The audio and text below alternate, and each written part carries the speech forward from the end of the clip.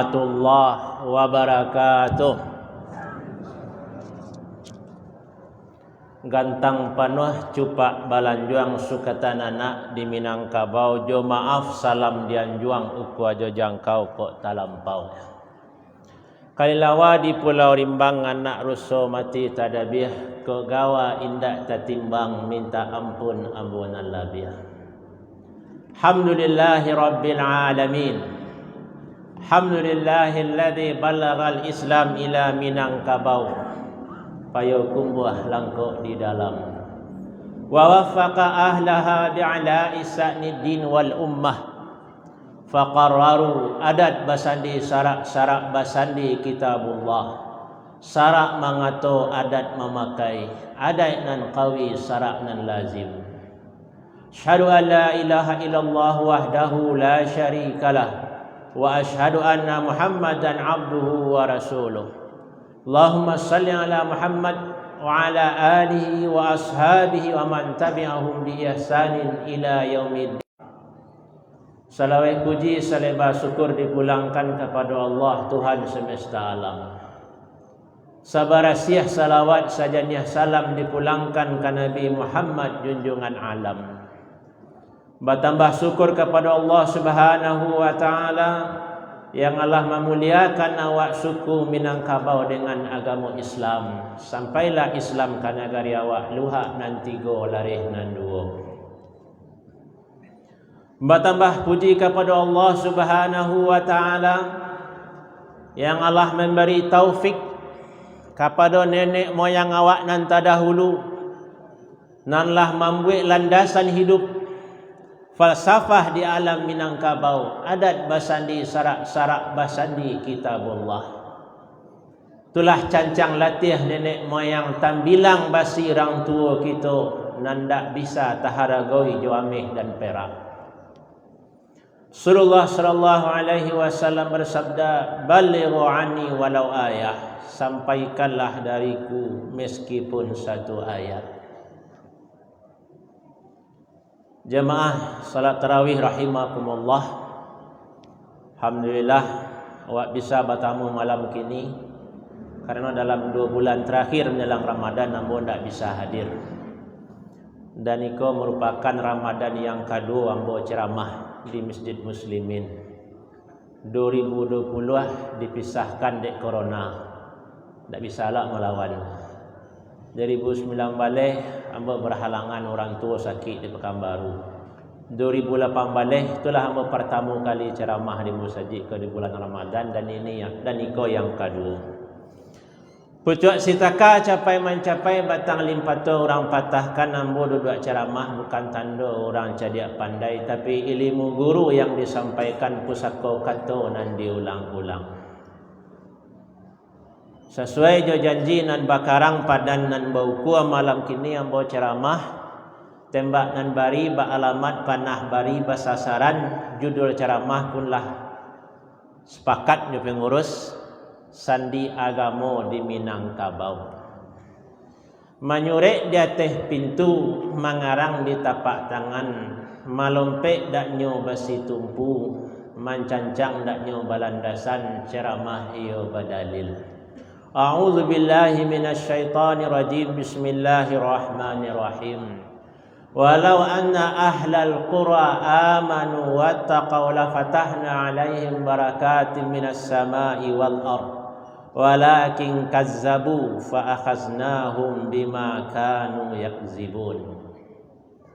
Andai penduduk suatu negeri beriman dan bertakwa, akan kami bukakan untuk mereka keberkahan dari langit dan dari bumi, tapi mereka mendustakan, maka kami hukum mereka sesuai dengan apa yang mereka lakukan. Ditimbang makna kato, disilau makna kaji, di situ diambil paham nan bana. Jamaah rahimakumullah. Dalam ayat tadi Allah menilai ketakwaan bukan takwa surang-surang, tapi takwa orang sakampuang. Jadi agama Islam adalah agama sosial, agama yang membahas masalah caro bakampuang banagari, bukan sekedar caro awak bawa ka masuk sarugo surang bawa kata hinda dari neraka surang. Maka banyak ayat di dalam Al-Quran tu bicara tentang satu kampung. Wa ma kana rabbuka liyuhlikal qura wa ahluha muslihun. Allah tidak akan menghancurkan satu kampung, dan itu ada dalam beberapa ayat. Baik itu juga dalam ceramah yang Aceh sampaikan doa Nabi Ibrahim, waj'al haza baladan amina, ya Allah jadian kampung kau kampung yang aman. Nabi Ibrahim bermunajat untuk orang sekampung, bukan untuk pribadi. Maka lakum dinukum waliyadin, lana a'maluna, itu tidak berlaku kalau untuk awak sekampung nan sama madok sembahyang kiblat sadona. Itulah yang sama-sama harus menjadi perhatian awak. Masalah iman dan takwa bukanlah masalah nafsi-nafsi, bukan masalah surang-surang, tapi adalah masalah basamu. Itu yang banyak diceritakan di dalam Al-Quran. Jamaah rahimakumullah, balik awak ke judul awak tadi, sandi agama di Minangkabau. Nan Minangkabau kau kali semua tahu nah. Nah, mayoritas yang hadir kurang Minangkabau. Dan laila mengerti dia bahasa Minang. Bagi jamaah nan sekali ke muslimin, di muslimin kau ustaz nan ceramah bahasa Minang mungkin tak banyak. Mungkin hamba surang lah mungkin lah. Kalau yang lain tu je bahasa Indonesia, tapi kalau ambo je ceramah je bahasa Minang. Karena kalau hilang Minang tu yang tinggal. Tu takut yang buat tu. Hilang bahasa Minang, hilanglah 5.000 kosakata Arab dari tanah Minangkabau. Jadi jangan dikira ringan perkara bahasa Minang. Hilang bahasa Minang kuah, hilang sekitar 5.000 kosakata Arab dari tanah Minangkabau, ranah Bunda Kanduang. Lagi paham? Paham tu lah bahasa Minang. Maknanya, makna tu lah bahasa Arab, bahasa Minang. Mukaswi'nya, mukaswi' itulah dari bahasa Arab. Si kuat mulai kaji seketik. Dia sampai yang berapa Pak? Sudah kayak warna mah. Nah, mulai kaji seketik. Kok di Minang kok banyak bahasa Arab? Karena orang Minang ko dulu sekolah-sekolahnya, surau-suraunya dan mengelolanya adalah para ulama. Jumlah sekolah di Minang tahun 1930-an 1150. Dan 1150 itu dikelola oleh ulama.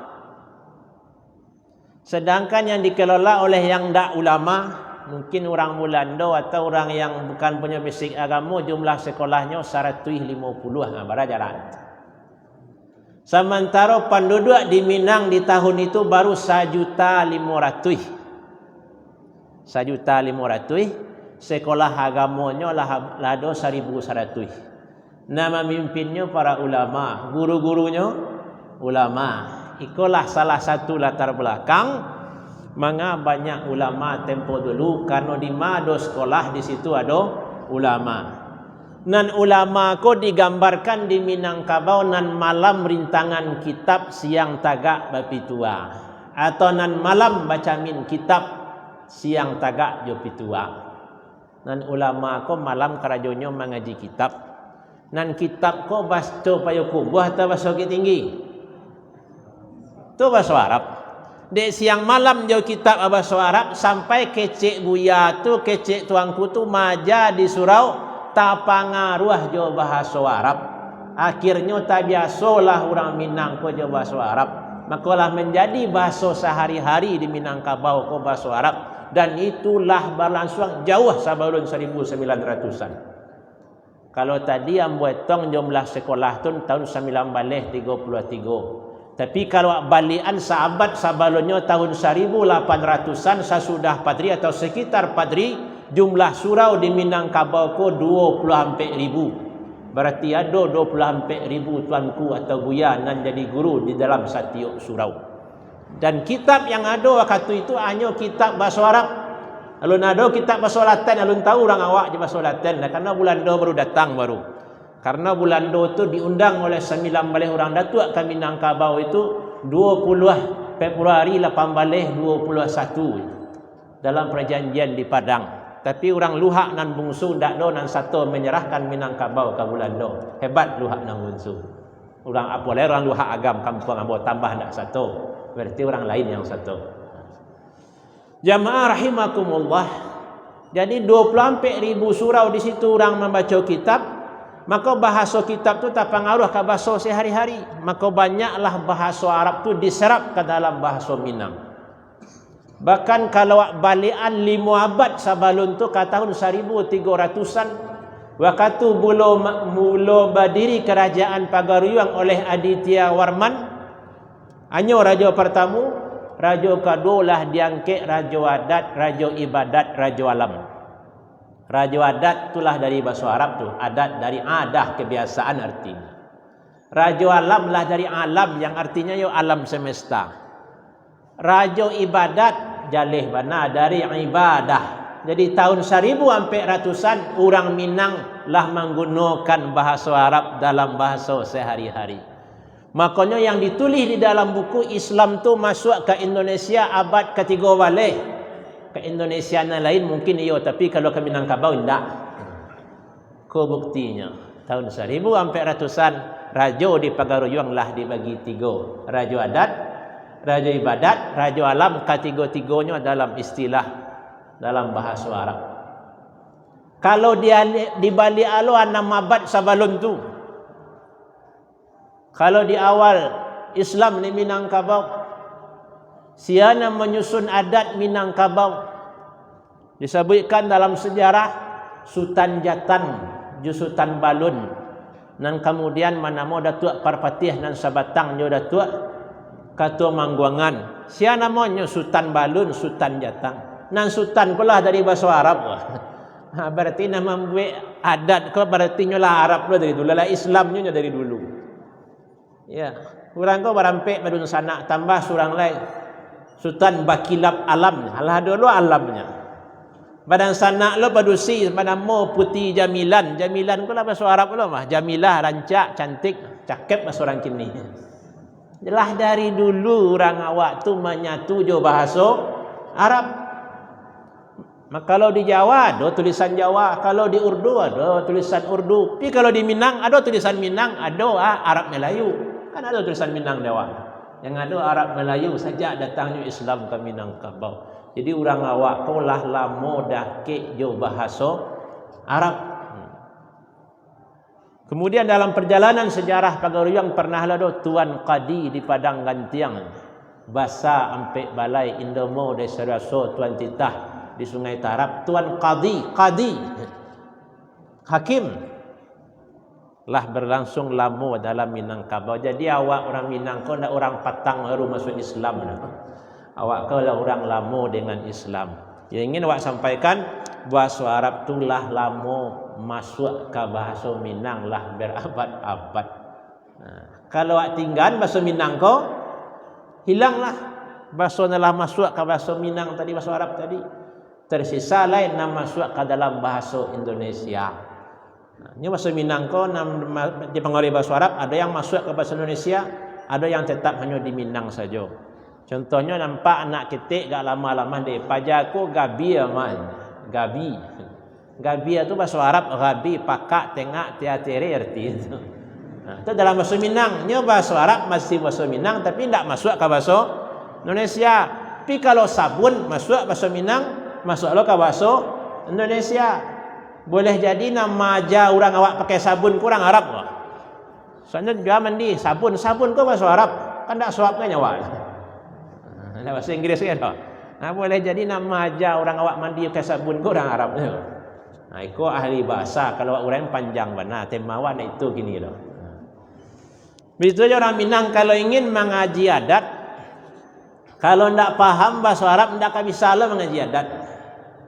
Akan susah aja memahami tambo. Karena tambo-tambo itu dalam bahasa Arab Melayu. Bahasa Arab Melayu itu bercampur aja bahasa Arab.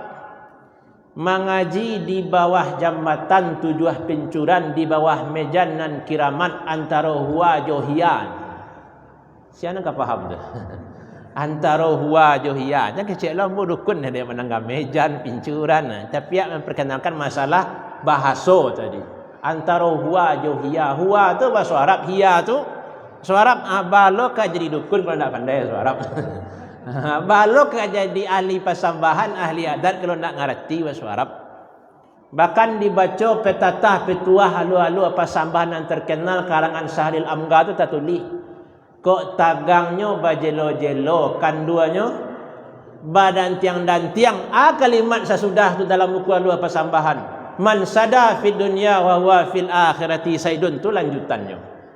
Kalau ndak pandai bahasa Arab yo dibaca, salah model tu tapi taham kasih tak tahu ada. Sampai ke tukang salawat dulang pandai menyanyikan. Tu tak tulis dalam buku halu-halu pasambahan itu. Tagangnya bajelo-jelo, kanduannya badan tiang dan tiang. Man sada fid dunya fa huwa fil akhirati saidun. Tu lanjutan ndak dok ya terjemahnya dah. Nak mengerti tentu yang pandai bahasa Arab. Maknanya sianan jadi pangulu di dunia, menjadi pangulu lo nanti di akhirat. Kalau orang yang tak mengerti dengar itu bahasa Minang lamo mah. Padahal itu diambil dari bahasa Arab. Jamaah rahimakumullah. Hanya kalau sampai pagi ustaznya muasnya. Nah, balik kawal sandi agama di Minangkabau. Ana menjadi tiang pancang di Minangkabau, tiang tuo, tunggak macu, ini tu bahasanya tu. Kok kuat Islam ko di Minangkabau? Bukti kuat lagi bukti, lu boleh percaya nah. Minangkabau dulu adalah negerinya para ulama. Apa-apa ibu-ibu yang miriang ambo di media sosial, patang ambo tulis nama 5 orang ulama Minang yang pernah menjadi guru di bawah Kaabah. Ambo tulis patang disukai labiah 500 orang. Dibagikan kila labiah lo 500 kali di bagian orang. Dan iko ndak baru dah. Lah dari tahun dulu ambo tulis tarikh yang memunculkannya tadi banyak orang menyukai. Banyak lo orang kagum. Ada lo ndak percaya. Dari mana ustaz tahu ceritanya? Dikiranya tukang cerita mungkin. Ada 5 orang. Tu tadi pagi yang betul lo 5 orang lain. Sia orang awak nam pernah jadi guru mengembangkan ilmu di tanah suci Makkah. Banyak orang membagikan, banyak orang yang menghubungi ambo. Banyak orang yang minta pertemanan juga ambo. Terkenal ambo. Jamaah rahimakumullah. Iko salah satu bukti orang Minang itu adalah Islamnya kuat sehingga banyak lo yang menjadi guru di tanah suci. Sedangkan nan jauh li diturutnya apalagi di kampung sendiri. Polai di Indonesia.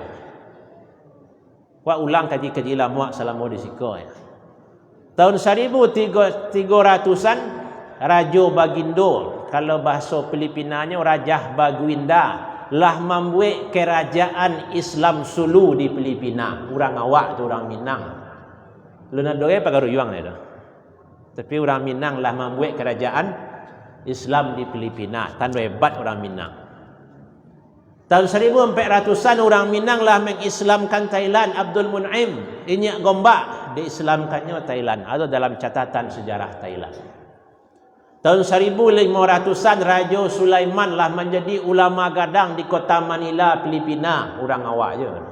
Sampai kini kalau apa-apa pergi jalan-jalan ke Filipina, nampak di situ patuang. Patuang Raja Sulaiman. Oh, ikut ceramah Ustaz Ramdi mah. Orang awak. Apalagi di Indonesia sendiri. Araniri ulama gadang di Aceh. Sekali dia juaknya ilmunya di orang Minang, Saifur Rijal. Kalah Araniri berdebat. Sampainya lari dari istana. Orang awak nak masuk istana. Untuk itulah modelnya di bulan Agustus.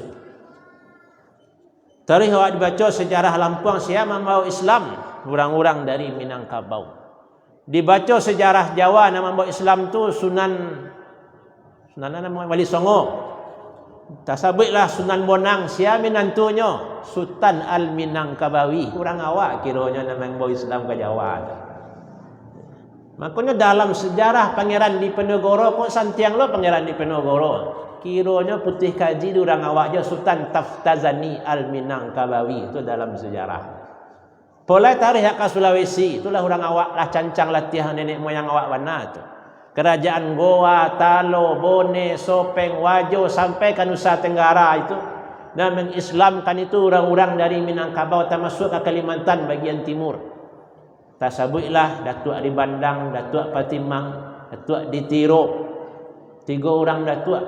Tahun bara hanya mengislamkan sekitar tahun 1600-an bulan. Tahun Rajonya masuk Islam. Bila Jumaat pertama di situ lengkap catatannya di daerah Sulawesi. Makanya Satio MTQ itu ada gambar kapal balambang gonjong rumah gadang. Orang mengulang balik sejarah datangnya Islam ke Sulawesi Selatan. Bantuan itu bana santiang orang Minang tempo dulu. Bukti hebat orang Minang. Mangko hebat. Kok bisa berbuah mode itu sampai ke negari lain orang menikmati hasil Islam di Minangkabau. Maka yang pertama, kekuatan Islam di Minangkabau ada di musaji atau di surau atau di musala. Dan itu seiring dengan sejarah Islam. Nabi Muhammad sallallahu alaihi wasallam hijrah dari Makkah ke Madinah, baru tiba di tepi kota Madinah di Quba, nan pertama sekali di kakuk Nabi Karajo adalah membuat masjid Quba. Lah sekian hari di Masjid Quba, Nabi tarik ke tengah kota Madinah. Yang pertama dibangun Nabi adalah Masjid Nabawi. Lah sudah masjid baru dibuat rumah biko. Nabi Muhammad memilih sabalah kida musaji. Abu Bakar memilih sabalah suuk musaji. Jadi sudah musaji dulu baru sudahkan rumah. Itu menurut sejarah Nabi dalam peristiwa hijrah. Begitu juga sahabat-sahabat yang lain. Gambaran pentingnya masjid di tengah umat. Begitu juga di saat terjadi Futuhal Islamiyah, perluasan negara-negara Islam. Islam sampai ke Afrika, Islam sampai ke Persia, Islam sampai ke Mesir. Yang pertama dibuat itu adalah masjid. Begitu juga waktu Islam datang ke Minangkabau, rancak tiba elok pananti dibukalah palang pintu rumah gadang, baru diang cik judua akhirnya dapatlah kata putih. Bahasa sarai nagari di Minangkabau ku adalah babalai bamusaji, bapandam pakuburan bampek suku. Tak sah nagari di Minangkabau kalau tak ada musaji. Kalau lah ada musaji berarti lah sah menjadi nagari. Karena negari yang akan diberkahi Allah adalah negari yang di situ ada tempat beribadah kepada Allah Subhanahu wa taala.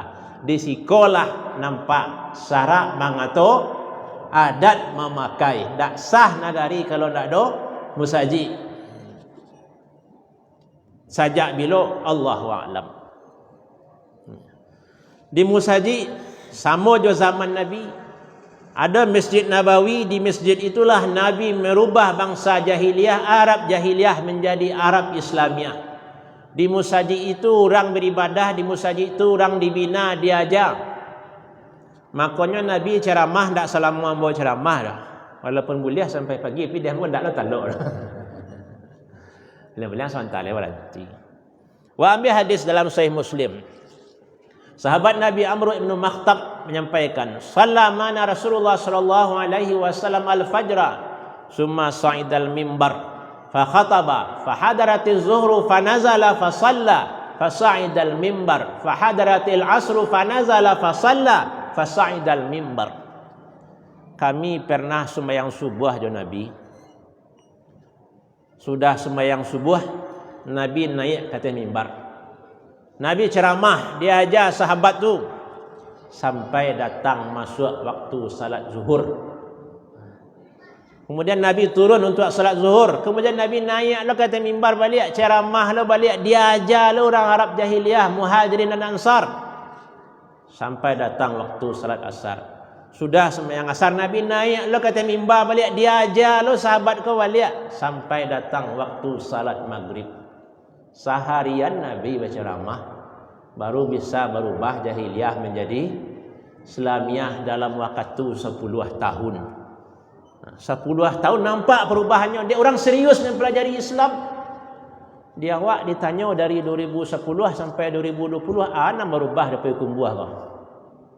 Dia tambah taat daripada kumbuah nah. Dia tambah langang kafe nah. Dia tambah langang orang pacaran nah. 10 tahun nampak perubahan. Tapi di awak pun tak nampak perubahan. Karena awak ceramah setengah jam lah. Awak beraja tu tidak lo serius para sahabat dulu. Jadi sahabat dulu tu serius beraja. Serius sudah berubah. Sehingga Nabi itu kuat ceramah seharian. Nyo semangat orang ceramah tu kan seiring lo semangat orang mendengar. Nasyatul qail biqadri fahmil mustamil. Semangat orang ceramah tu sesuai lo orang mendengar. Ustaz kondang tu semangat ceramah kan nek mendengar banyak. Suruhlah 3 orang mendengar tu tenang saja itu. Dah tentu ke disawitnya lah itu. Jadi nak kecek lah. Ayo malih hamba ngaji di surau ustaznya tenang-tenang tentu ya awak seketiknya. Ustaz lain tu semangatnya tentu ya kamari saja pesawat otonya Alphard. Nak mendengar beribu lo orang ke pulang amplopnya tabal itu semangatnya. Ya, jamaah rahimakumullah. Demikianlah fungsi masjid di zaman Rasulullah sallallahu alaihi wasallam dan ikolah yang dipraktekkan di Minangkabau didirikan ada musajid, ada lo surau-surau.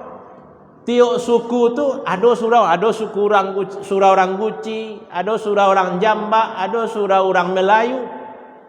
Nah, dari situlah dapat mengalah metong tadi jumlah surau di Minangkabau 24,000. Baca orang metong Ustaz. Etong jumlah nagari di Minangkabau kuah dikali ampe. Karena tiap nagari itu minimal bampe suku, ada yang 7, ada yang 8, banyak suraunya. Bahkan kini kalau payah katampuak tangkai alam Minangkabau nagari tua Pariangan Batu Sangka asal muasa orang Minang. Di nagari Pariangan tu jorong Padang Panjang, jorong Sikaladi, jorong Pariangan Bana, jorong Gugu ampe jorong tu. Di Ampek Jorong tu kini masih diketahui 60 surau. Coba bayangan. Ampek Jorongnya 60 suraunya. Tiuk surau lah pasti ada buyanya. Kalau untuk ukuran kini itulah ada ustaznya nang kamajan cara mengaji, cara sumbayang, cara berdua yang perlu lah untuk cara beragama sehari-hari gua. Nah, seperti itu dulu. Jadi ada musajid, ada surau. Jadi kalau bagi sandi Islam di Minangkabau tu yang pertama musajid. Nyo punyo nagari. Nah, dan di siko nak sampaikan kalau langang musaji tu nan di sidang tu nan punyo nagari. Sia nan punyo nagari penghulu rajo dalam nagari. Jadi kalau imam tugasnya jadi imam. Kalau bilal tugasnya azan. Kalau khatib tugasnya khutbah. Kalau qadi menjawab perkara agama. Kalau dulu termasuk nikah, kawin, carai, rujuk orang. Kalau kini lah dibawa dia kan tuan. Nah, tinggal kan itu yang tuanku berampek di musajid. Nambah ampek ko iko fungsinya. Tapi mambau orang kamu musajid tugas penghulu. Maka kalau langang musajid nampak lo di sidang tu siapa penghulu di kampung tu yang perlu di sidang. Jadi imam dulu disalahannya katik dulu disalahan. Amudi ko kalau mengaji secara adat ko ada nata singgung alhamdulillah. Makanya orang Minangkabau pun sabana santiang orang dipujinya setinggi-tingginya tapi baban dia giah nolo sabari-bari. Caliaklah kalau Nabi Muhammad kalau Nabi Muhammad tu penutup para nabi, penutup para rasul sampai di situ pujian nak ke Nabi Muhammad. Tapi pujian ke penghulu di Minangkabau, pujian ke tokoh masyarakat. Kau ndak air minum ndak? Kita minum lo dah mau dia awih kan.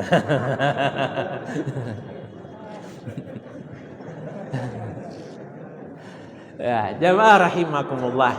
Baca orang awak memuji penghulu tu ibarat baringin gadang manangah potong. Nan baure sabana tunggang bapucua.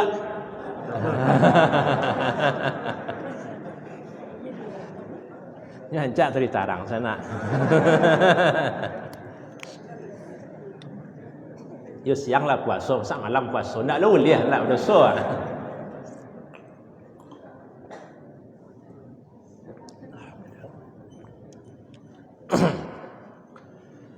Sampai di mata dia lupa nanya.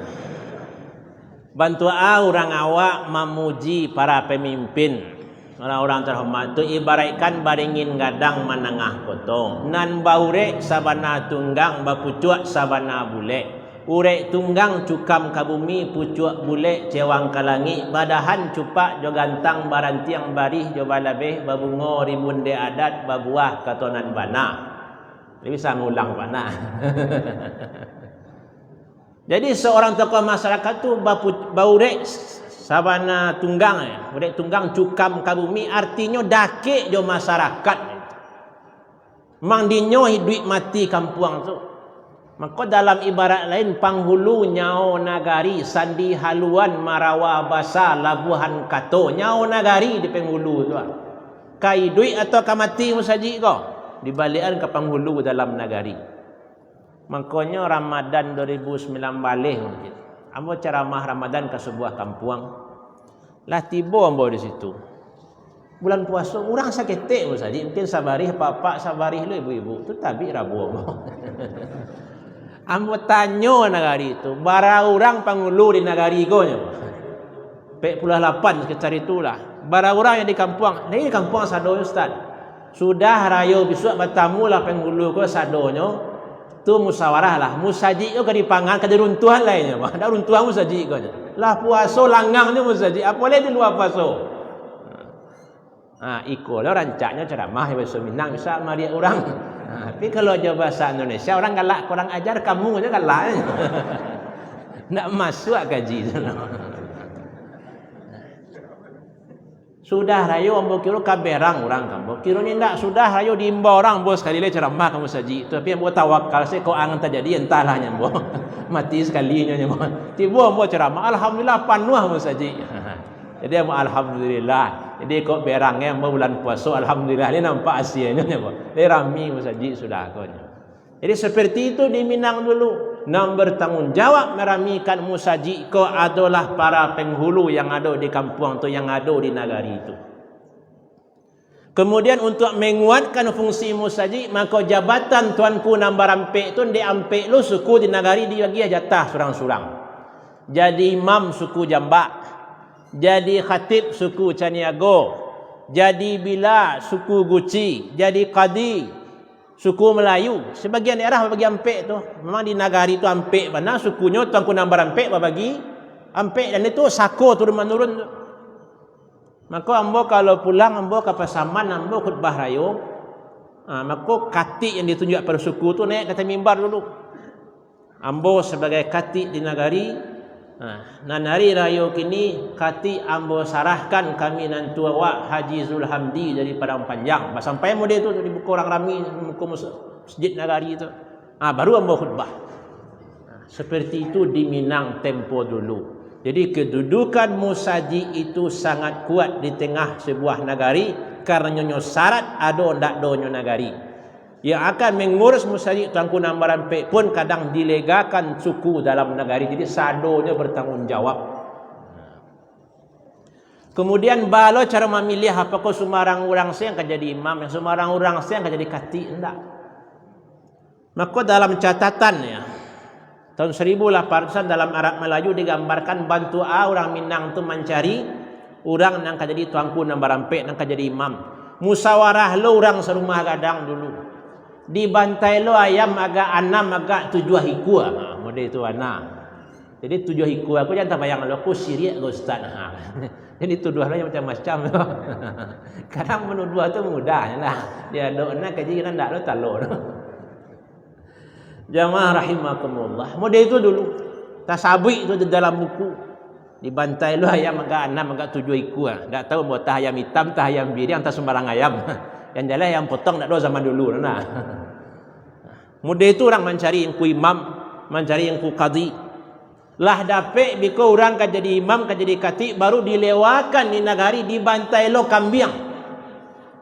Jadi kedudukan terhormat dulu orang menjadi imam, menjadi khatib itu bantai lo kambiang. Jadilah orang terhormatnya. Lah diangkat orang lah terpilih biko lah tinggal di musajinya, bayi 7 di surau. Itu biayanya lah untuk beli minyaknya lah, untuk makannya lah. Maka rangkiang dan banyak di muka rumah gadang tu di jalehan guno cik-cik. 9 macam rangkiang di muka rumah gadang. Dan terkenalnya rangkiang si tinjau lawi. Itulah kapua adat Lumbuang Pusako, tiang adat Tunggak Limbago, panyokong adat nan kawi panumpang sarak nan lazim. Wa ambiak barih di bawah guna orang kiang. Kalau ditanya orang kini guna orang kiang. Simpan padi tu entah bayang nak iko. Tapi dalam yang bacakan tadi tangga terakhir guna orang Kiang itu panyokong adat nan kawi untuk biaya adat. Panupang syarak nan lazim untuk biaya syarak, untuk biaya agama, untuk biaya surau, untuk biaya musaji. Jadi orang dulu asalah masak padi di sawah lah pulang padi ke rumah takana surau, takana musaji. Kok padi orang dulu padi 100 hari berarti sekali 3 bulan nak bertambah orang Kiang untuk musaji, biaya untuk musaji. Jadi kalau kini pemerintah ada zakat profesi tiap bulan, alun ada pemerintah awak orang Minang lah bentuk itu dulu. Setiap pulang padi di sawah ada jatah surau. Seperti itu orang Minang dulu menguatkan fungsi masjid di tengah-tengah masyarakat. Itu orang Minang dulu menguatkan fungsi surau, dari situ biayanya. Jadi awak sampaikan selesai perang Padri jatuh benteng Tuanku Imam Bonjol sampai balik Agustus 1837. Tuanku Imam Bonjol lari ke Bukit Gadang selama 3 bulan, kemudian menyerahkan diri di Palupuah, dibawa ke Bukit Tinggi, taruh ke Teluk Bayu, taruh ke Batavia. Kan itu perjalanan Tuanku Imam Bonjol. Kalah Tuanku Imam Bonjol secara militer. Tapi dari segi dakwah Tuanku Imam Bonjol menang. Haji Miskin, Haji Piobang, Haji Sumania menang. Buktinya selesai perang Padri, anak-anak muda Minang baduyun-duyun pergi ke Makkah, bondoh poroh pergi ke Makkah. Tiuk nagari itu pergi mengaji ke Makkah. Dari mana biaya, dari mana dapat piti? Kini saya ke Makkah pergi haji piti, tambah lo corona nah. Lama manasik saya 3 tahun tak sampai di Makkah. Tapi sudah Padri orang banyak pergi ke Makkah, 3 bulan pergi, 3 bulan pulang, 3 bulan sampai bulan lo menunggu di Makkah. Jadi orang dulu tu bukan tiba di Makkah di bulan haji, tak. Kadang alun puasa lah tiba di Makkah mencari jalan kapal kongsi 3 kan, itu kapal yang terkenal dulu. Jadi sebelum puasa lah tiba di Makkah menunggu bulan haji. Makanya Syekh Ahmad Khatib Al-Minangkabawi, orang kampung Ambon orang Piangkek, nama jadi imam, nama jadi guru di bawah Kaabah tu selama 25 tahun. Dia ceritakan, amma ambo lah tiba di Makkah kan yang haji. Bulan haji lah mulai. Ambo karang buku yang akan beliau pelajari selama di Makkah. Itulah buku bernama Fathul Mubin. Di sekarang lalu buku cek untuk dipelajari sambil menunggu musim haji. Makanya orang dulu pai alim pulang ulama. Nyo pai ke Makkah orang biasa pulang di Makkah jadi buyanya. Maka orang dulu kalau lah jadi haji berarti orang malin tu. Karena di atas kapal tu selama 3 bulan tu orang berajar lah dulu guru untuk di atas kapal. Kalau kini awak pai naik haji berjam di pesawatnya. Boleh jam kadang buka-buka HP lo nak mencari TikTok lo mungkin dah. Ya. Orang dulu dia 3 bulan dia atas kapal tu basia dia lu guru dia atas kapal tu. Ada lu buku yang dipelajari dia atas kapal tu. Tiba di Makkah ada lu buku yang dipelajari biko. Pulang di Makkah lah ada lu yang akan dipelajari biko. Ada lu ustaznya, ada lu buyanya. Maka pulang di Makkah tu orang mujahah jadi buya dia. Kalau kini pergi mujahah pulang anda boleh lah Suzan lah. Orang saleh pulang. Kau seketik perjalanan jemaah. Jadi jamaah rahimakumullah, kalau lama malah setengah jam lah, cik baru. Itu cerita orang naik haji nak. Jadi balik yang tadi, masjid-masjid dijadikan sebagai sandi Islam yang kuat di Minangkabau. Yang kedua lah tersinggunnya tadi itu surau, tampai orang baraja, tampai orang lalu. Kadang surau ko dibuat di tepi-tepi musaji ya. Ko musaji tengah-tengah di tepinya dibuat surau-surau yang banyak. Di surau ko bebas orang lalu. Kalau musaji kan mungkin kurang bebas atau di lantai 2-nya. Sebagian daerah nampak dia bawa musaji lama tu lantai 2. Lantai 2 untuk lalu, lantai di bawah untuk sembahyang. Dan ikon tak di kampung awak saja dah. Sampai ke Mesir, ke Azhar kini tu. Jadi Masjid Azhar masih ada sampai kini. Di tepi tu bagian atas masih ada tulisannya tu. Ruak Jawa, sampai lalu orang-orang dari Indonesia. Di sebelahnya tu Ruak Syam, sampai lalu orang-orang yang datang dari Syam. Ambok kira angkatan Buya Gus Rizal masih mendapai yang muda itu baru. Tanyalah ke Buya Gus Rizal di Masjid Azhar tu. Jadi konsep surau itu mungkin murni di Minangkabau dan diharap pun seperti itu. Kemudian di surau itu, disitulah lalu anak-anak Minang. Disitulah ditanamkan raso-raso agama. Di surau itu orang beraja pakaro agama, di surau itu orang beraja basile, di surau itu orang beraja pasambahan. Makanya di kampung-kampung tu sia jadi tuangkunya guru silik dan suang. Ambo beraja silik Kumango dulu langsung imam saji. Apalagi silik Kumango tu yang membawanya Abdurrahman Kumango tu seorang ulama dari Batu Sangka. Dan itu salah saya padri itu capek berkembang di seluruh daerah di Minangkabau. Jadi di surau itu ya tampai mendidik orang. Dan dari alumni surau itulah banyak lahir buya-buya gadang. Dannya batu-batu dididik. Mulai di Payakumbuh kau, surau-surau yang terkenal, surau di Taram tu dah lama tu. Tahun 1700-an itulah ada surau di Taram. Karena di awal perang Padri, waktu haji miskin yang berdakwah di Taram 32 orang, nyo mangadu ka gurunya Tuan Kunan Tuo, orang Balai Gurah, datanglah Tuan Kunan Tuo ke bajalan jo anak muridnya jo orang-orang dari ampe angke, tiba di menguan daleh orang Payakumbuh lah kata kuyan sadonyo. Deknyo dulu Tuan Kunan Tuo ko lah pernah lo baca kak jo orang negari Taram ya. Kan orang Payakumbuh ko barajo na, ada rajo di Luha, ada rajo di Ulu. Itu dalam sejarah. Jadi tahun 1700 lah ada di surau. Dan surau itu berkembang tarikh dan sangat banyak.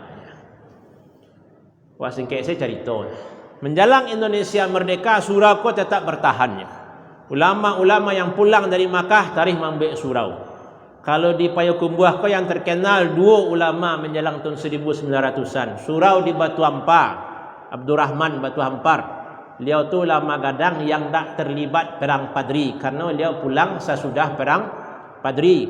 Dan di tahun 1900-an pesantren nan paling rami di Pulau Sumatera ko adalah di Batu Ampar. Sampai 1000 muridnya. Mudah itu sejarah Payakumbuh dulu.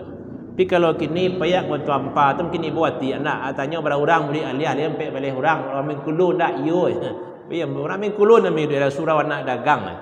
Itu sejarah Payakumbuh zaman dulu. Setelah itu baru Abdullah Halaban.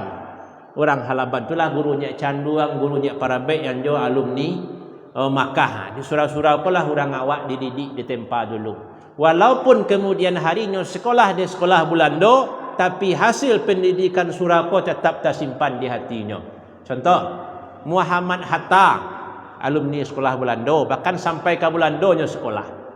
Tapi dalam sejarah hidupnya dia sampaikan kama salah Hatta pai dua nandak pernah berpisah jo Muhammad Hatta. Sajadah sumbayang jo buku. Makanya waktu dibuang Muhammad Hatta ke Bovendigul Banda Neira di Papua, Papua zaman itu je bayangan tu. Tadi baju tenda lah. Dibuang ke situ nah Muhammad Hatta tetap membawa buku berpeti-peti tambah sajadah sumbayang. Model itu kuatnya iman Muhammad Hatta di tanaman akidah tauhid Muhammad Hatta tu dak lain di surau Syekh Jamil Jambek pasal bawah Bukit Tinggi. Di situ beliau beraja Syekh Jamil Jambek yang 9 tahun mengaji di Makkah Syekh Ahmad Khatib. Bahkan dalam biografi beliau digambarkan kalau kini setiap nam pandai ceramah, nam pandai khutbah itulah buya lo orang nah. Begitu aja Muhammad Hatta dalam biografi bila pandai lo khutbah Jumat, bantu Ustaz Payakumbuh khutbah Muhammad Hatta pandai lo khutbah Jumat karena beliau hasil didikan surau. Contohkan di Payakumbuh Tan Malaka dari Nabi bila sosialis, komunis dan sebagainya, termasuk pemberontakan komunis 1927 di Silungkang kan tidak diinginkan oleh Tan Malaka. Lapih dari itu orang-orang yang dakik ke Tan Malaka menceritakan Tan Malaka itu banyak hafal ayat-ayat Al-Quran karena beliau alumni surau Pandan Gadang. Orang sedikit yang tahu nah. Seperti itu orang Minang tempo dulu. Walaupun dia tak buya gadang, tapi ada basic di surau. Rasa agamanya ada je. Lihatlah Muhammad Yamin. Muhammad Yamin tu waktu orang merumuskan dasar negara. Kalau Muhammad Nasir itu buya Hamka dasar negara agama. Kalau Muhammad Yamin dasar negara aku nasionalis. Sampai nak pasapon lo Hamka je Muhammad Yamin ko. Sampai rusuh lo perantauan di Jakarta. Oh yang lah belok je Yamin tu. Cakap je baru nyurang. Kemudian itu buya Hamka dulu. Tapi di akhir hayatnya diimbaunya hamka tu basalamnya bapasan kau mati ambo bisu hamka antan ambo sampai ke kampung Talawi tuan. Asal dia basalamnya biya hamka tu meninggal di cabai Allah nyawanya. Ngode tu wana Muhammad Yamin. Deknya tadi gadang di surau ado rasul agamanya. Jadi manfaat menyekolahkan anak ke sekolah agama, ke SDIT, ke pesantren tu kadang nak nampak langsung kini. Kadanglah gaiknya biko, nampak hasilnya. Jadi hasil pendidikan tu tak sama je hasil awak ambil rumah. Nak kalau rumah kini dibuat, kini sudah nampak langsung. Tapi kalau pendidikan anak disekolahkan, anak dikuliahan, kadanglah meninggal dalam kubur awak nampak merasakan manfaatnya nanti. Kau perlu orang tua menggaris bawahi ya. Kalau tak kan ada orang tua putus yasonya anak bola SDIT, anak bola hafal Quran tapi azan orangnya nak mau bayang saji doh. Nyolah dapat penghargaan, dapat piagam melalui sudah tapis menangi waktu sudah tu dah pernah baca Quran pak bodohnya. Jadi jangan pernah putus asa. Jamaah rahimakumullah. Pada 9 mah tambah jauh perang panjang pak. Dah, jadi itu yang kedua ya. Sandi Islam mengko kuat di Minangkabau masjid, kemudian surau atau lembaga-lembaga pendidikan ya. Dan para ulama yang ketiga tentu ulama itu sendiri. Ia menjadikan Islam itu kuat di Minangkabau, sandi agama di Minangkabau karena ulama itu banyak di Minangkabau tempo dulu. Mangko banyak karena tiuk surau para ulama, tiuk suku para mama syarak. Jadi mama secara adat dia bagi dua, ada mama adat, mama syarak. Mama adat saudara laki-laki ibu itulah otomatisnya itu. Sementara mama syarak adalah orang malin dalam suku. Nah bisa membaca doa hari bayi bulan bayi. Malu orang dulu kinilah bulan taduan dan tak menyambut bulan Ramadan nimbara mendoa ke rumah. Tak ada orang suku yang pandai berdoa, akhirnya bimbau orang suku sebelah. Malu orang di Minangkabau dulu. Kalau di dalam suku tu tak ada yang jadi buya, tak ada yang jadi orang alim. Jadi tiap suku di Minangkabau tu harus ada mama syaraknya. Kalau tidak tapaso ba mama ka mama orang. Boleh di sebagian daerah payak ke Sungai Landia tu jalan Kamatua tu di situ masih ada malin suku nan beranam. Di negari itu ada suku enam. Tasabilah malin suku nan beranam. Bocah dia tu daerah di Talu di Pasaman tu bisu hari karayo malam-malam tu orang berjalan dari rumah ke rumah orang samosa suku, orang Jambak ke rumah orang Jambak, orang Caniago ke rumah orang Caniago, tiba di situ berzikir baca la ilaha illallah, berdoa bersama, takbir bersama, tu berdoa. Kalau ndak lo dalam suku nan pandai berdoa, tapaso ba mama ka mama suku lain malu orang dulu. Makanya tiap suku dulu berlomba-lomba melahirkan ulama. Makanya banyak ulama di Minangkabau tempo dulu. Dan ulama di Minangkabau itu dulu sangat-sangat dihormati. Waktu lihat salah lebih terakhir ya, tahun 1900-an lah Belanda masuklah menjelang kemerdekaan. Iya, Buya Hamka menceritakan bantu apanya pai ceramah. Dr. Abdul Karim Amrullah tu di 10 kota tu diangkat orang pakai tandu tu bayangan tak? Dijujuang orang bersama-sama pergi ceramah dari Musaji ke Musaji di daerah Padang Dua Bukit Tinggi tu. Pada zaman itu kalah ada kudo lah ada padati, tapi ada orang menghormati ulama atau tak mungkin kenderaan itu sehingga dia tandu dia orang. Ikut je lah salah satu cerita orang. Mangko banyak bini ustaz-ustaz dulu. Dia orang tu berabui menjadi benda cucu Buya je penyangkut yang baju je jadi tu mah. Mencari tampang saja jadi tu mah. Maka ada Buya tu bini 10 bininya 6 balik, ada yang anaknya sampai 10. Tu yo budak Buya sewana Buya. Kalau nanti ni kau ragu kan. Ya, jadi jamaah rahimakumullah. Yang terakhir Musaji Allah, surau Allah, ulama Allah. Kini untuk zaman kini lah yang harus wak lakukan di Minangkabau. Kalau tadi kan carito sih orang Minang santiang dulu, hebat dulu jadi imam di Makkah dulu. Kalau di Jakarta tahun 70-an kuat ada orang terdengar ceramah di Jakarta tanda orang awak tu. Itu dulu. Kini carito kini lah.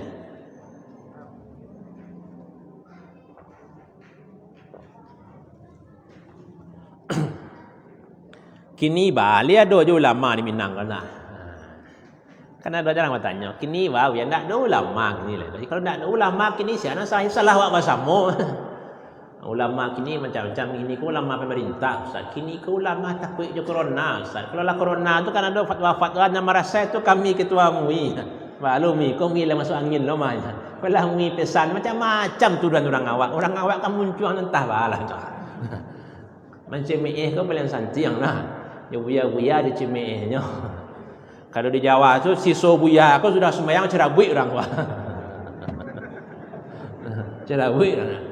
Tapi ada buya cemeh saja orang awak. Kadi pangan lah. Awak orang awak lah. Dia jual lomba cemeh sedunia juara 1 sia. Orang awak. Dia buya-buya santian cemeh. Ya, jamaah rahimakumullah. Jadi model itulah awak dulu orang santiang, orang hebat, gudang ulama, negerinya para ulama. Dicaliak lo pahlawan nasional awak yang pertama usia Tuanku Imam Bonjol tu ulama Gadang, anak ulama Gadang, guru dari ulama-ulama Gadang. Tak mungkin lah jadi tuan tambah lama kau. Nah, tu pahlawan nasional awak. Pahlawan nasional terakhir sia Muhammad Nasir. Sia tu jalih mana ulama Gadang, didikan Dr. Abdullah Ahmad di Adabiah Padang. Dr. Abdullah Ahmad didikan Syekh Ahmad Khatib di Makkah. Bamulo je ulama, basudah je ulama, tandonyo negeri ko negeri para ulama. Tu kesimpulan kaji. Kini ulama tu ialah mulai berkurang-kurang. Ada buat kemarin dia nak murid buat tadi ulama orang Mungkar. Dia ada ulama di Mungkar. Inilah mulai fikiran Jawa. Jadi malam mau ceramah lo di sebuah kampung Madinah di Bukit Tinggi. Buat tanya, ada ulama kampung apa? Kini kan tak ada lah. Lah banyak kampung-kampung tu tak bau ulama lah. Tak ada buya-buya lah. Kau yang jadi masalah kini. Kelangkaan ulama. Bahkan dari tahun 1980-an Gus Dur, presiden. Kita bayang awak tak? Matonya piciang lah. Tu saya bayangkan lah. Gus Dur yang menyebut tahun 1980-an Minangkabau menghadapi kelangkaan ulama. Tak ada ulama-ulama Gadang lain di Minang. Tapi harus yakin sama malam hari bintang gak cie mencahaya juga. Sarusak-rusak negari buya gak surang ado juga. Tak mungkin lu indak. Kalau indak tu nak Jumaat seorang. Alhamdulillah. Jadi ada plusnya, ada minusnya, ada kurangnya, ada lebihnya. Warasukan memang ulama tu kini kurang marato. Kok barik nak kata-kata ulama ustaz ke lah. Ustaz tu lah mulai kurang. Tapi kalau untuk Payakumbuh kini nampak nama ustaz tu lah mulai banyak. Ustaz-ustaz lah mulai banyak.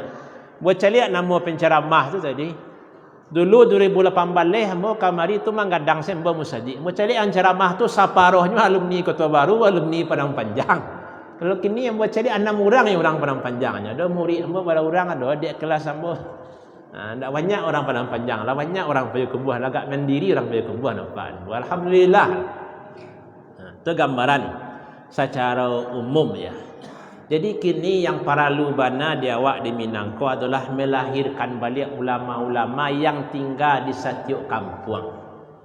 Kalau awak di Muslimin ialah ada ceramah ustaz tiap malam, tapi di Suliki tu tiap malam orang ceramah. Di Muaropeti tu lain ada orang ceramah malam kini. Kan itu Pak. Pak Ketua MUI ada malam ini. Ya, di daerah-daerah pelosok tu ada orang ceramah tiap malam. Kau ambo maaf menyebut wah, pada ustaz Payakumbuh yang hadir ini kota Singguang cak mana. Ambo barangkali ceramah ke Araban tu seorang saya bawa pergi lewat lo di Bukit Hilang-Hilang tu, Alang Laut nah. Tu tempat ramal liang ustaz, entahlah kematian buat badonya. Kata orang situ, ya ustaz Payakumbuh tu susah dibawa kamari ustaz. Kalau janji ke janji saja, ada yayasan iko lembaga itu. Apanya nak do tiba siko ustaz. Numpang infak rajin musajid muslimin aja. Tapi tiba ceramah ke Payakumbuh terang tak muah. Itu laporan masyarakat situ tu. Kalau ndak awak kata ngajawab sialai. Tekana dapat ceramah 2018 sik. Wah bantu-bantu Palestina sekian juta, bantu Syria sekian juta. Halaban saya nak ada ustaz dah tenang saya wah. Kurang ajar waktu. Hanya jale saya. Tu orang halaban nanya buat gambar tu. Ni buku orang Palestina mau nyebut sekolah dulu nak 2018. Jadi dikon para lu dewak kini perlu pemerataan ustaz. Perlu melahirkan calon-calon ustaz. Syukur kini lah dulu pesantren yang kadang di Payakumbuh lah, ada CBS, Subul Quran lah mulai alhamdulillah. Iko kan tanda kebangkitan Islam kok. Lah banyak pondok-pondok pesantren, lah banyak rumah-rumah tahfiz. Karena kiamat tu lama lah, ini tak jadi kiamat loh. Kiamat tu masih lama lah ya. Kau tanda kebangkitan Islam kok. Jadi awak harus optimis ya. Bah Islam tu bisa bangkit balik. Kan tak dulu tak bayang dapat dah. Orang KP Baraja ke CBS kini tu sampai 1000 muridnya 1500. Kan tak bayang dah awak dulu. Tak dulu apa-apa membayangkan cucu apa kehafiz Quran 1 juz, kehafiz Quran 2 juz, 3 juz. Kan itu tanda-tanda kebangkitan Islam. Ada harapan. Lah banyak orang jadi ustaz, lah banyak anak-anak yang amah hafal Quran. Iko yang terus selalu wak dorong. Nah, kalau ambo di Payakumbuh aja Basnas Payakumbuh lah sepakat, Basnas Padang Panjang lah sepakat ustaz. Kalau ada anak Padang Panjang lulus ke Mesir sampai tamat biayai di Basnas. Tak perlu nilai minta sumbang, karena hilang lo budaya ustaz kan minta sumbang maka panjang sana. WC minta proposal, WIK minta proposal. Lakin nak ada harga diri di muka orang kaya. Itu untuk melahirkan para ulama. Jadi Bapak Ibu rahimakumullah, yang pertama pasal nambuh wak doronglah anak awak, cucu awak, keluarga awak yang amuh jadi buya, yang amuh jadi ustaz, yang amuh jadi orang alim. Suruhnya masuk pesantren, suruhnya menghafal Quran. Kalau ada orang yang tidak mampu, bantu. Ya, bara biaya ke Mesir, bara biaya ke Sudan. Ya, alhamdulillah lah orang pergi kumbah kadang kaya-kaya mah. Kau yang pertama yang perlu awak usahakan untuk menguatkan Islam di negara awak, karena kehadiran ulama itu adalah sandi Islam di Minangkabau. Yang kedua tadi musaji surau mungkinlah hilang. Kini yang bertukar mungkin oleh lembaga-lembaga pendidikan. Awak dorong MDA awak bisa maju. Pesantren awak, SMP IT, SMP Islam, bas supaya maju. Kulah benteng Islam di daerah awak. Kalau tidak ada, awak membantu tak mungkin orang lain. Kadang menunggu-nunggu, Ustaz, ada tak bantuan dari Timur Tengah? Ustaz, dia ada bantuan dari Saudi. Ustaz, kan suka orang bertanya kamu. Padahal lah sejak tamat di Madinah tu tak pernah dapat bantuan dari Madinah. Karena awak yakin awak yang banyak kau mampu. Jadi kuatkanlah lembaga-lembaga pendidikan awak, mulai dari MDA, pondok pesantren, sekolah-sekolah Islam, ada orang awak bantu taruh. Lah semakin maju, because insya-Allah Islam itu akan semakin kuat di negara awak. Yang terakhir tadi masjid, ya tirulah musajid muslimin kau. Kalau musajid dah susah nak meniru, tiru saya musajid muslimin kau. Orang dari mama datang beraja kemari, ustaz dari mama macam-macam pemahamannya bisa ceramah di situ. Pak usah kalau musajid-musajid di pelosok, di situ juah, di Malai, di halaban tadi entah sabui dewa ada lo pengajian-pengajian. Maka apa-apa nak banyak piti tu tanya ustaz kemana ceramah di malam. Balik mau ustaz ceramah ke halaban ceramah ke Moropeti kalau 9 ke Pangkalan dia ceramah. Itu yang harus usahakan untuk pemerataan dakwah. Karena ayat yang awal-awali tadi walau ana ahlal qura amanu wa taqaw. Allah menilai iman, menilai takwa itu bukan hanya nilai di hati awak surang-surang, tapi orang dalam sakampuang. Itu yang dinilai oleh Allah. Syarat keberkahan itu sakampuang, bukan pribadi awak. Carilah sahabat Nabi, meninggal Nabi Muhammad, sahabat Nabi itu bertebaran sadonya menyampaikan Islam. Andailah sahabat Nabi itu ingin masuk surga surang, nyawa akan tinggal saya di Madinah, di Makkah ajalah sembahyang saya itu berlipat ganda ibadah awak. Mati ya di Makkah lo, mati elok awak, mati ya di Madinah. Tapi di saat sahabat Nabi itu memikirkan orang banyak, meninggal Nabi, sahabat-sahabat itu bertebaran menyebarkan agama Islam sampailah Islam kan negara awak.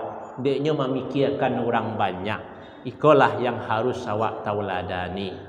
Di Bapak Ibu jamaah rahimakumullah, nak jadi guys sampai pagi dah. Sampai di siko senyo. Ya, banyak siriah di Carano sekian saja. Banyak salah pantun bola. Banyak siriah di Balai sekian saja di Carano, banyak orang nan cadia pandai sekian saja dari ambo. Panakiat pisau serawi ambil galah batang lintah buang salodang jadikan niru. Kok satitiak tolong lawikan, kok sakapa tolong gunakan, alam takambang menjadi guru. Ana awak kambangkan tadi, bantu Islam dulu tu yang awak kambangkan tadi, jadikanlah nyo guru.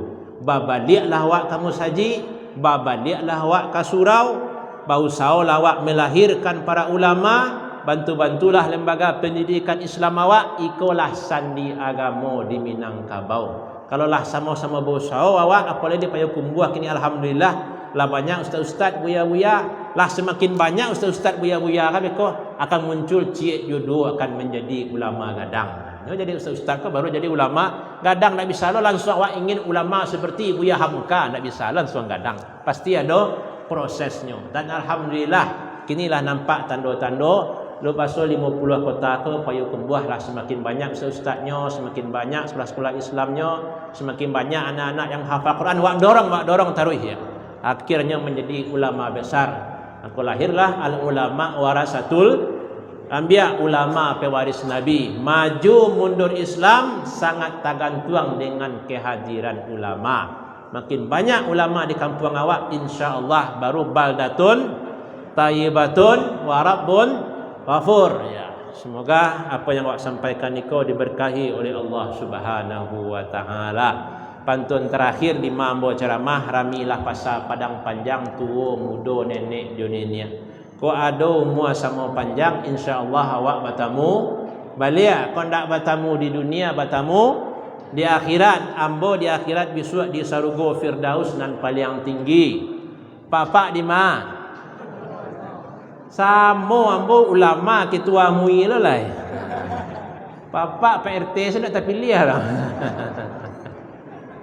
Itu kucika kamenan kato kacimpuang kamenan mandi rasian kamenan lalu. Tak tahu awak tasya masuk surga, tasya masuk neraka. Kami berdua kompak. Kita sama-sama ketua kami. Lah, kau dulu apa-apa engong-engongnya bawa ke belakang. Tapi kau ambo dan dulu macam lagi keadaan lah. Billahi taufiq wal hidayah. Assalamualaikum warahmatullahi wabarakatuh.